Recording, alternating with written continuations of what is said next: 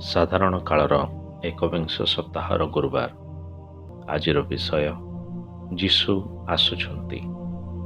ଜାଗ୍ରତ ଥାଅ, କାରଣ ତୁମ୍ଭମାନଙ୍କ ପ୍ରଭୁ କେଉଁଦିନ ଆସିବେ ତାହା ତୁମ୍ଭେମାନେ ଜାଣ ନାହିଁ। କ'ଣ ଯଦି ଆଜି ସେହି ଦିନ ଅଟେ?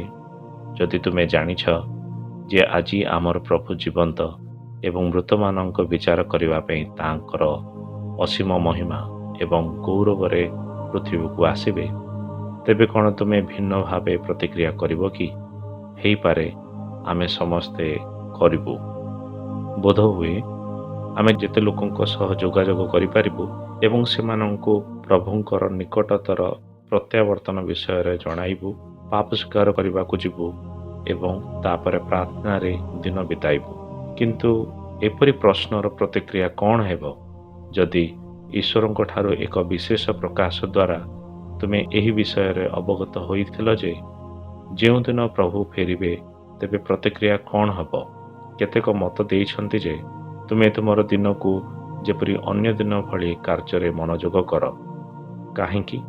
କାରଣ ଆମେ ସମସ୍ତେ ପ୍ରତ୍ୟେକ ଦିନ ବଞ୍ଚିବୁ ଯେପରି ଏହା ଆମର ଶେଷ ଏବଂ ଆମେ ପ୍ରତିଦିନ ଈଶ୍ୱରଙ୍କ ବାକ୍ୟକୁ ଧ୍ୟାନ ଦେଉଛୁ।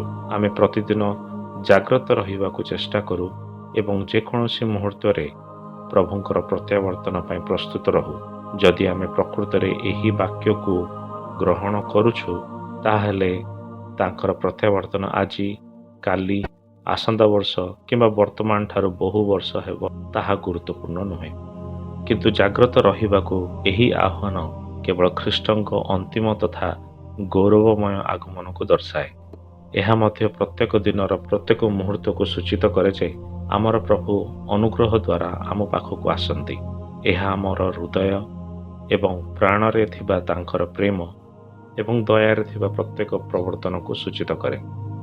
କ'ଣ ତୁମେ ପ୍ରତିଦିନ ଏହି ଉପାୟରେ ତାଙ୍କ ନିକଟକୁ ଆସ କି? ସେ ତୁମ ଜୀବନରେ ସମ୍ପୂର୍ଣ୍ଣ ଭାବରେ ପ୍ରବେଶ କରିବାକୁ ଚାହୁଁଥିବା ଅସୀମ ଉପାୟ ପ୍ରତି କ'ଣ ତୁମେ ଧ୍ୟାନ ଦେଉଛ କି?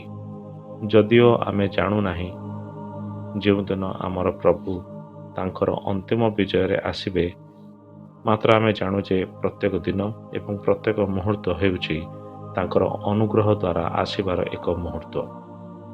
ତାଙ୍କ କଥା ଶୁଣ, ଧ୍ୟାନ ଦିଅ, ସଜାଗ ରୁହ ଏବଂ ଜାଗ୍ରତ ରୁହ। ଆସନ୍ତୁ ଆମେ ପ୍ରାର୍ଥନା କରିବା। ଆମେ ପ୍ରାର୍ଥନା କରିବା ଆମର ସ୍ୱର୍ଗସ୍ଥ ପିତା ପରମେଶ୍ୱରଙ୍କ ନିକଟରେ। ଯେତେବେଳେ ସେ ଆସିବେ, ଆମେ ସମ୍ପୂର୍ଣ୍ଣ ମନ, ପ୍ରାଣ, ହୃଦୟରେ ତାଙ୍କୁ ସ୍ୱାଗତ କରିବା ପାଇଁ ଜାଗି ରହିବା। ହେ ପ୍ରଭୁ, ତୁମ୍ଭର ସ୍ୱର ଖୋଜିବାକୁ ଏବଂ ମୋ ଜୀବନରେ ତୁମ୍ଭର ଉପସ୍ଥିତି ପ୍ରତି ଧ୍ୟାନ ଦେବାକୁ ମୋତେ ସାହାଯ୍ୟ କର। ମୁଁ କ୍ରମାଗତ ଭାବରେ ଜାଗ୍ରତ ହେବି ଏବଂ ତୁମର ସ୍ୱର ଶୁଣିବାକୁ ପ୍ରସ୍ତୁତ ହେବି। ଯୀଶୁ, ମୁଁ ତୁମ ଉପରେ ଭରସା କରେ। ଆମେନ୍।